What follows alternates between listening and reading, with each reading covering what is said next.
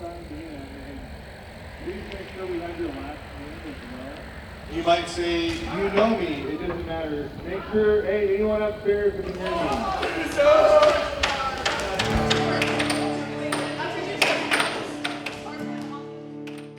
After I trusted Christ, this kind of became my second home. This was like a space that I knew I could come into. I always felt safe, always felt loved. I always would run around playing basketball, playing pool and stuff, and I'd think one day maybe I'd be the director here. And I was like, there's no way that's ever gonna happen. And then 27 years later, here we are, and God has my wife and I here, and we're just seeing a lot of kids come here weekly and hearing the same thing I heard, right? The same message and the same love and the same acceptance that we can give those kids. The relational piece is huge for me, because you can tell kids you love them, you can tell kids that God loves them, but until they can see you in the realness and the capacity of the ministry and saying, hey, I do love you, and that's what YD strives to do, to be honest and real.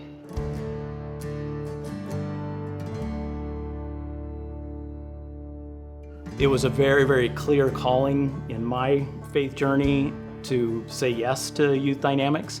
And every day, being able to come here and speak into kids' lives, that's only God.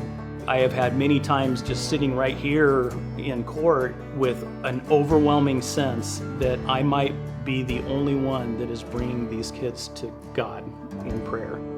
The power of that and the privilege of that, of just being God's hands and feet, in this space and with kids that are vulnerable. Like when they get to this point, they walk through the door right there from detention, and they see me sitting here, there's a connection and there's an opportunity for me to kind of follow up with that at chapel and say that, I'm here because I love you and God loves you, and help them connect the dots of what God's doing in their life and in their story.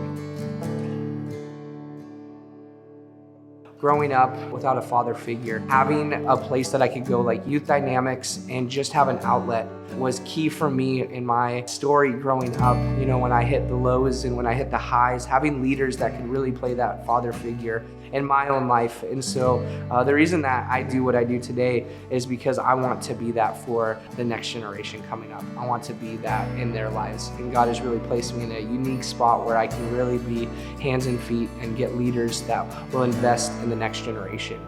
Gets me up in the morning to be able to know that I get to make that impact through what God is doing.